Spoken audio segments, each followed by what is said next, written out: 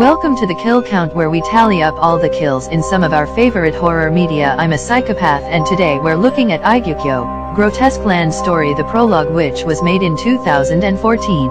Igyoukyo was made by shrimp hero Touhou. God, I love that name. He made this series, and apparently he's still making Igyoukyo to this day, I think. I honestly couldn't find much info about this project as it is very small. Igyoukyo is basically taking the world of Touhou and making everything darker. Because of this, it is often compared to KKHTA because of their similar themes. I personally don't see it as a clone, as it's more of its own thing. It has its own story, horror, and kills unique to it. Oh yeah, I need to count the kills, let me get on to that.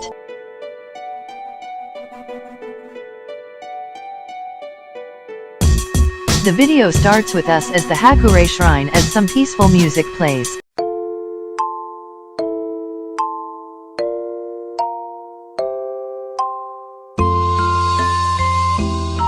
We then go to Remilia sipping some tea that Sakia made, but Sweet Ka, the Japanese goblin, just wants someone to drink with. Then finally Marissa shows up and is surprised that she wasn't the first to show up.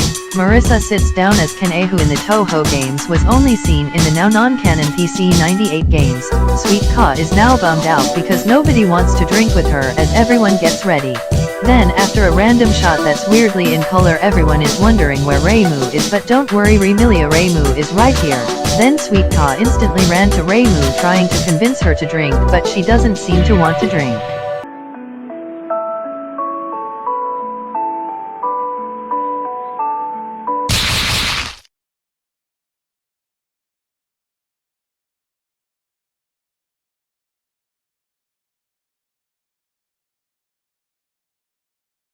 Okay, we get the first kill on the count with Sweet Ka being stabbed in the head by some spikes. Now that's how you know that we're not messing around. Then we get a close-up on Reimu's face. She seems fine. Marissa then tells Reimu that she just broke her own spell card rules, which, if you don't know, in Touhou spell card rules are rules in place to make sure in battles people don't get hurt. So killing someone kinda breaks those rules. But I don't think any of that got through to Porcupine Reimu over here. Kane knows this can't be Reimu, so she hit Reimu with her elbow, knocking her against a wall. But before Kane can attack her again, she grabbed Kane by the face and crushed her skull, in adding Kane to the count. Marissa and Sakia both want to run away, but Remilia wants to fight, so she throws her spear at the terrifying bastard. But Hakire Reimu has so much plot armor that she just ignores the damage like a champ. Sakia wants to fight Reimu instead of Remilia, as it's her duty to protect her. But that's too late, as Remilia already got stabbed in the head. Damn you, Porcupine Reimu, maybe you should go back to your gash where you belong. Now Marissa is fired up to fight against Reimu for what she did to Remilia.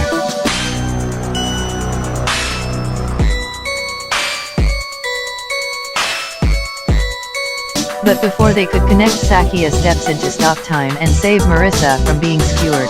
Sakia then tells Marissa to fly off with Remilia, as Remilia is still alive, because we're going by Clash of Clans logic apparently, so no kill. Marissa tells Sakia to stay safe as she flies away with Remilia. Then some Japanese text explains that randomly monsters showed up, and now time for me to get ready. We then see someone get hit against a tree and they are most likely dead, so on the count they go. Now we're seeing monsters run around and we see a random fairy being chopped up on the ground. And it doesn't end there, as immediately after this we see another fairy getting her arm ripped off and gets decapitated. Like Jesus Christ, this is brutal. And if you think the fairy abuse stops there, well, sorry, as in this shot I counted 4 more fairies, 1 being stabbed in the front, 1 being crushed, and 2 hanging upside down dead. After some more chaos we then see a dead girl, and I'm not sure if this thing in the background is someone dead, but it's very unclear, so I won't count it. My show, my rules. We then have some shots of what looks to be a monster, Kogatha. I mean, she's almost unrecognizable, and even Muko is shocked as we go to the human village. And here I think I can make out 2 people being crushed by this building, but at this point I'm just pulling stuff out of my ass.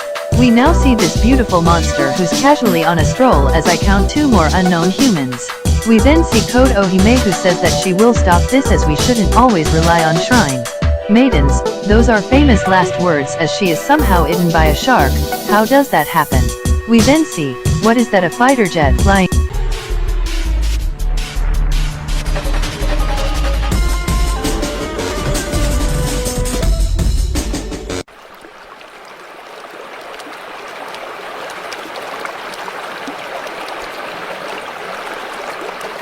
We then finally get out of that hell as we cut to Komachi waking up from sleeping, noting that Ikaba will get mad at her.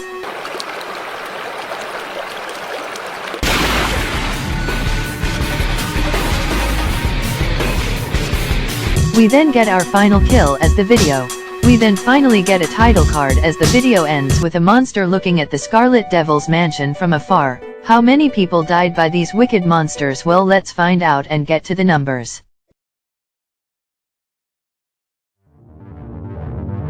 I counted to the best of my ability 16 kills in the Igyoukyo Prologue, which consists of 11 women and 5 unknown, giving us this monstrous pie, and with a runtime of 8.15 minutes that gives us a kill on average every 50 seconds. I'm giving the golden chainsaw for the coolest kill, the fairy who got her arm ripped off and decapitated, as decapitations are the best and the arm ripping was the cherry on top. And dull machete for the lamest kill goes to those background humans in the human village, as background bodies are the worst. And that's it. The Igyoukyo Prologue came out in 2014. I will cover the rest of this franchise soon, because as much as I hated counting this, I had a blast watching, and I hope you enjoy this video. But until I make the next one, this has been the kill count.